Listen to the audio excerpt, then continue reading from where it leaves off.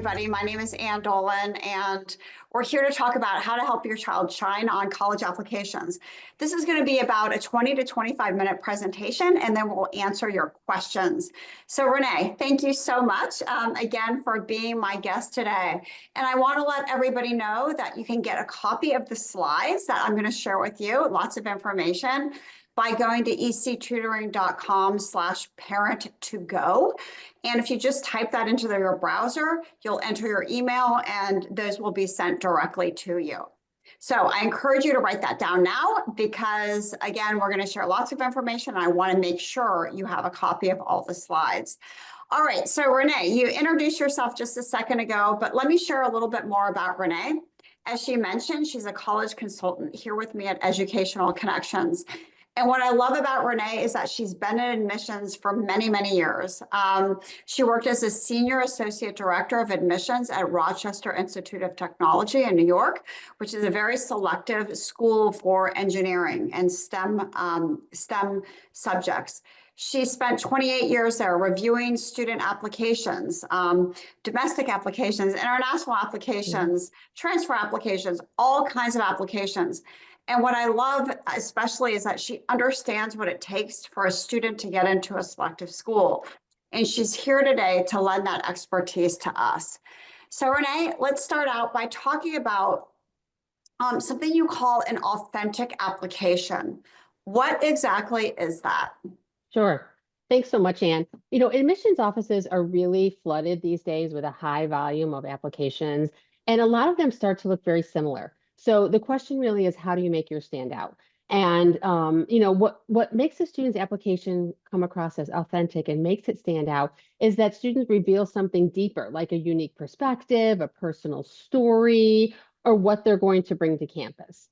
You know, selecting and presenting your life experiences, an achievement or aspirations that you have through an essay or extracurricular activities, or even other application components is really a way for students to present this like cohesive picture of not just their academics, but also who they are as a person and why they would be a good addition to that campus. I remember you telling me a few weeks ago that an application doesn't have to be perfect, but it really does have to show who you are. So thank you for that, Renee. Yes, they're not looking really for these like really high polished applications, which used to be the case many years ago, but really looking for more like authentic, honest, personal stories with examples. And like kind of connecting your experiences, your beliefs, your goals with the college. So that's something I talk a lot about with students. All right, so let's start out with first things first and identifying student strengths and challenges. How does that work?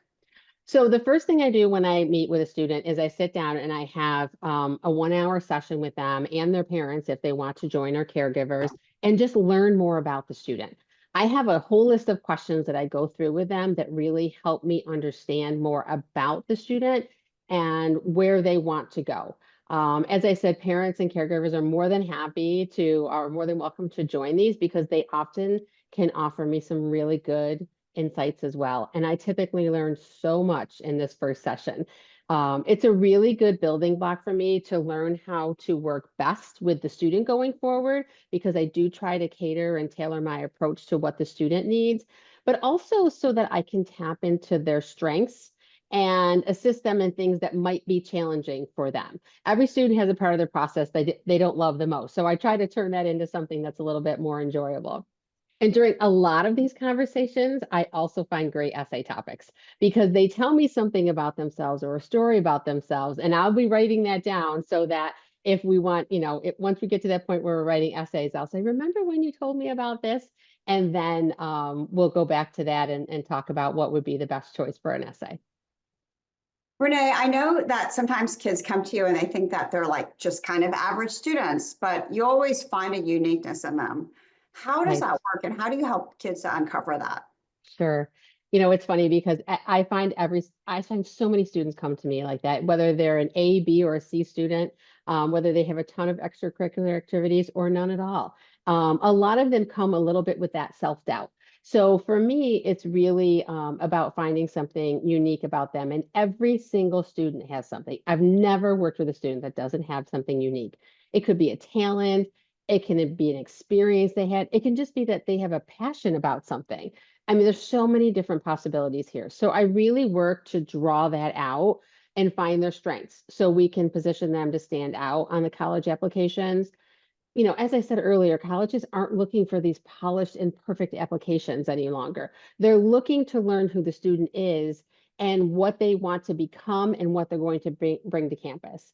So we talk a lot about creating your own personal narrative when I'm working with students so that their application is unique and stands out from some of the other students who may look very similar to them academically. I know you believe in using an assessment to see really what is special and unique and strengths with the student. Tell us about AchieveWorks. Sure. So we use AchieveWorks, and I have every student I work with take the 4 assessments if they're open to it. So far, I haven't had a single student who wasn't open to it. In fact, I had a parent ask me last week if he could take it. Really? Yeah, he did. He was like, this is fascinating to me. So we have them take 4 assessments: personality, intelligences, learning and productivity, and skills. And it's not only do students, when they take these assessments, learn something about themselves, but it also helps me understand them a little bit better so that I can support them through the process. I usually have them take the assessments, and then when they're done, I release the information to them because there's so much information in there from how you approach problems, but also like career paths for students. And I like them to be able to kind of read through it, and then we go over it together. And it also can suggest possible academic majors and career paths, as I said, which is really important for those students who are feeling undecided, because sometimes having that undeclared or undecided component can also make the process a little bit stressful. So this helps them have a step in the right direction and possibly considering some career paths. I like it. All right, so let's move on and talk a little bit about what's in the application itself, starting with the college essay. And I love the college essay. Like this is like really one of my favorite components. I've always loved this section, whether I worked in admissions or college consulting, because it's really this free space for a student to say who they are, what they want to become, or what they'll bring to campus. And as an admissions officer, I always looked at the application first. I would look at their actual application, read their extracurricular activities, and then read their essays and the additional information section. And this is because I wanted to have an impression of a student and who they are before I even looked at their transcript. So this is a great way for you to make a great first impression, regardless of what your transcript looks like. I work with students really closely to draw out essay topics that they're excited about, because writing an essay about something that you feel passionate about is so much easier than writing a topic that you think the admissions office wants to hear. Once we've settled on a topic, we kind of work together to draft some bullet points, and then I help them edit drafts so that by the time that they are presenting this essay to the admissions office, they feel really confident that it shows something that will be a positive addition to their application. I've worked with a lot of students who have had some really interesting essay topics over the years, and I've also read some of the same essay topics year after year after year. So I try to steer them away from the ones that I have seen over and over, and then also help them pick stories or essays or topics that might stand out and might, I don't want the admissions office to be like, oh, here's another essay on this. And if they feel really passionate about that topic, then we try to put a personal spin on that topic if it's something that a lot of other students will use.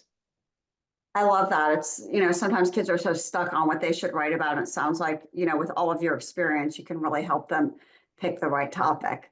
Sure, sure. Renee, can we switch a little bit to the activity section? A lot of times parents have questions about extracurriculars, and there's a section in the Common App for this. Tell us about that. So when I work with students, we do this kind of as a 2-part. So there is a section on the Common App where students can put all of their extracurricular activities. And the first thing that I do right after I do my initial meeting with a student is I send them an activities and awards tracker, and I have them write down everything they can think of that they have done, really 8th, 9th grade and on. And it's funny because I'll get it back from them, and I'm telling you, every single student forgets to add some things. This is why you kind of do it early and kind of add as you're doing things. So we start with that to kind of see what the list is. And then I work with them to say, okay, based on this, I'd like to see more of this or this. Community service is a non-negotiable for me. Everybody does community service at some point, so I'm always encouraging that. But I'm also encouraging students to try new things, but to make them intentional, to explore some different interests. And I love when I get the chance to work with students in the earlier grades, 8th, 9th, and 10th, because once they're getting involved in different things and they've joined clubs or organizations, then I start encouraging leadership positions. So we can add that level on to the extracurricular activities. It is important to have a good list, but I always encourage depth over breadth. So I'd rather see them really stay with an organization for a number of years instead of doing 10 different things. One of the things we always look for when I was in admissions is leadership positions. And we would count a leadership position for a student who played a sport for all 4 years, even if they weren't a captain. Just the fact that they stayed on the team and they were consistent and stuck with something, they were a leader, whether they had that captain armband on or not. So that's kind of an example of sticking with something. And then I also have all students create a resume, because as you can see here, there's these little text box on the Common App where you can't always explain a lot of things. So if there's something that they've been involved in and they really feel passionate about it, presenting a resume instead gives them a different format where they can really expand on the topic. Yeah, that's so important. Thank you for sharing that, Renee. You have so much knowledge behind extracurriculars. So the other part of the application, obviously, is the student's transcript and the courses that they take. What is the role of course selection in a student getting into the college they want to go to? Absolutely. Course selection is something I talk to every single student about. In fact, I just started working with an 8th grader today, and I wrote down that was one of the first things. Okay, let me find out what she's taking this fall to make sure she's setting up her high school years correctly. And some college majors are going to have specific coursework requirements. So we want to make sure that all those prereqs are satisfied. And high school coursework are like building blocks. You have to take this to take the next one to take the next. So having those conversations as early as possible in high school is important. Not to say that we can't also have them in 11th grade. I work with a lot of 11th grade students, and once we know majors, and I'm like, okay, before senior year, let's make sure we've got, the certain prereqs satisfied.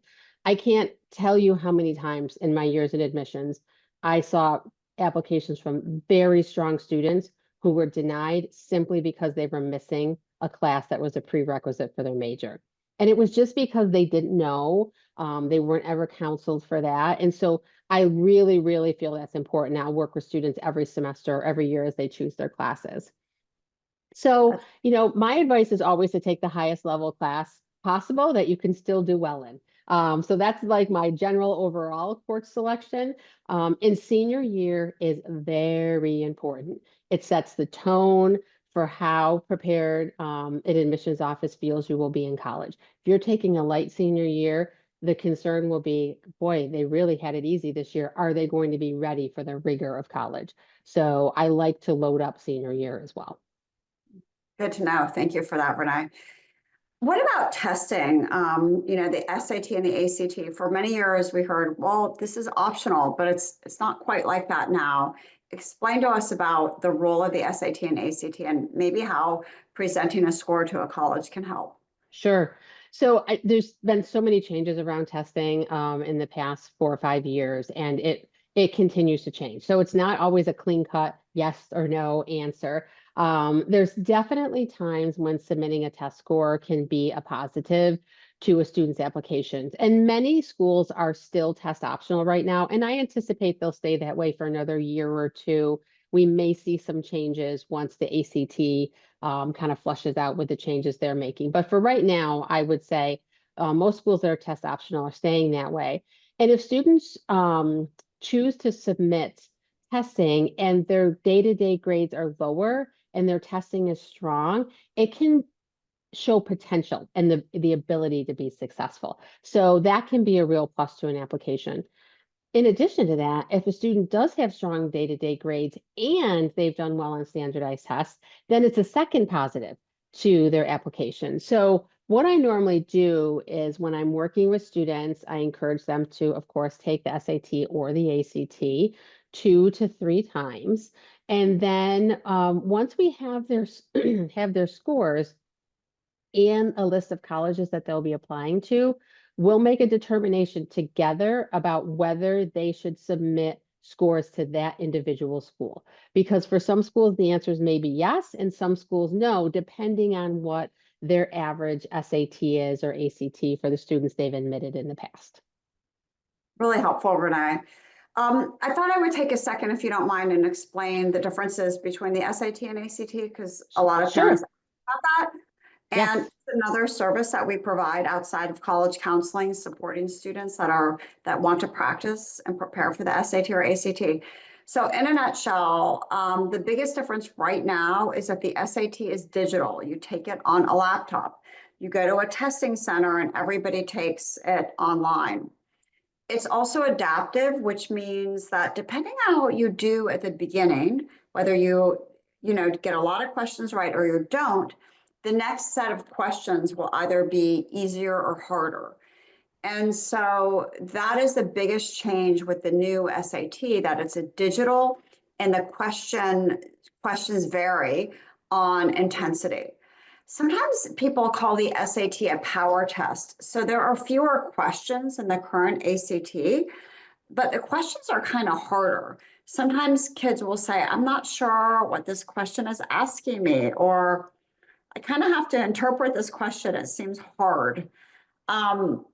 So a lot of times that's why it's called the power test, because it kind of takes more brain power to process the questions. There are only 2 sections on the SAT. There is reading and writing and math. So math takes up half of the SAT. The current ACT is a paper test. It's not digital and it's not adaptive. And sometimes people will say the ACT is a speed test, meaning that you kind of have to go at a pretty fast pace per question to finish it. There's a lot more questions on the current ACT, but they're shorter. So instead of the difficulty being in like, well, I'm not sure what this question is asking me, it's very clear what the question is asking you, but you have to just go at a fast pace. The other major difference is that as opposed to the ACT, which is 2 sections, reading and writing and math, the ACT has English, it has math, it has reading, and it has science. But what's important to know is that in September of 2025, the ACT is really going to change dramatically. So at that point, the test is going to be a lot different. It's going to be shorter. Right now it's 3 hours. It's going to be 2 hours, which is in line with where the SAT is, also 2 hours. They're going to kind of go away from oh, you got to do this fast to get finished. Instead, they've said that they're going to have fewer questions and they're going to give kids more time per item. And that's really going to come from shorter passages in English and reading. And instead of the 4 sections that are required, now the science section is going to become optional. So students really only have to take the English, math, and reading. And all of this is going to change in September of 2025. So as you think about testing for your student, what we'd recommend is that your student does consider testing, even if the schools they're applying to is test optional, because as Renee mentioned, they can help. The other thing that's important to know is that you want to stick with one test. You can take both tests, but you're going to get a better score if you say, I'm going to go with the SAT. I'm going to prepare for the SAT and I'm going to take the SAT 2 or 3 times. That's going to be better than splitting your focus and preparing for both tests and taking each test 1 or 2 times, because you're really focused, you're uber focused on one test. These are the upcoming dates if you're interested, and you can see that in general, both these tests are about every month or every month and a half, every 2 months or so. And again, you want to aim for taking it about twice, sometimes 3 times. But Renee, as we wrap up here, I wanted to mention that, this is a very, very stressful time for kids. And when we think of like the process that it takes to fill out the applications, to prepare the essays, to prepare for testing, it's really a lot for kids. And I'm wondering if you can talk a little bit about the stress kids sometimes feel and, why this is taxing for Sure. I like what you mentioned about, only prepping for one type of test as opposed to the other, because you're right. That prepping for both adds yet another layer on top of a process that can be very stressful and overwhelming. And, the process can be stressful when you're looking at it because it seems very large. But what I try to do is break it down into manageable steps for students with these mini goals, and then cater a plan to each individual needs so we minimize that stress. In addition, as a college counselor, I want to make sure that each student considers schools that maybe they wouldn't have considered if they hadn't met with me. Because a lot of students will come to me with a list of colleges that all of their friends have the same list. So I like, as I get to know them better, maybe suggest some other schools to add on to lists so they can find a place where they're really going to feel supported and successful, and they can grow and learn lots of things and really enjoy that time of their lives. It doesn't have to be a stressful and overwhelming process. It can actually be an enjoyable process. But I think sometimes the fear of it and the not knowing is part of the stressful part. So what I really try to do when I'm working with families is try to put us all on the same team instead of on opposite sides, where sometimes it's a parent saying, okay, let's get going, and the student's dragging their feet a little bit, maybe not because they're not excited about, but maybe they're anxious about it too. So in working with the family together, we will create monthly or twice a month meetings where we can meet, and then we have specific time set aside to talk about the college search, to prep your essay, to look at schools, instead of it being, oh, we really should do that, and then you never actually get to it, and the later it goes, the more stressful it gets. So I like to help manage the process by setting up these mini goals and dates where we're going to look at things so that we have a plan right from when we start all the way through them submitting their applications. I love that, Renee. Thank you for sharing. And by the way, if, we can, one way to think about it, this is Renee mentioned, is she helps families break it down. And all of this is here for you. We prepared a college checklist based on the grade your student is in. And you can get this at ectutoring.com/parent2go. I mentioned at the beginning that the slide deck is there too. So if you go to that URL, you can download the slide deck and this college checklist. But we've broken it down to show you, okay, this is what 9th graders should do. This is what 10th graders should be doing. This is what 11th graders should be doing. And this is what seniors should be doing. So it's all laid out for you to make it a little bit easier. And if we can support your child, we are happy to help. We offer programs for 8th, 9th, and 10th graders. These are our younger students just thinking about college. We have specific programs for juniors and then for seniors. And you can learn more about the college counseling that we offer at ectutoring.com/college-counseling. And Renee is one of our amazing college counselors. Renee, are you, I know you have a lot of students on your roster. Are you taking additional students right now? I am actually, Anne. So if there's anybody interested in working with me, I'd be happy to discuss that. I do have still a few spaces on my roster available in a couple different grade levels. So absolutely. Thank you so much for sharing that. And everyone out there, thank you so much for being a part of our webinar tonight.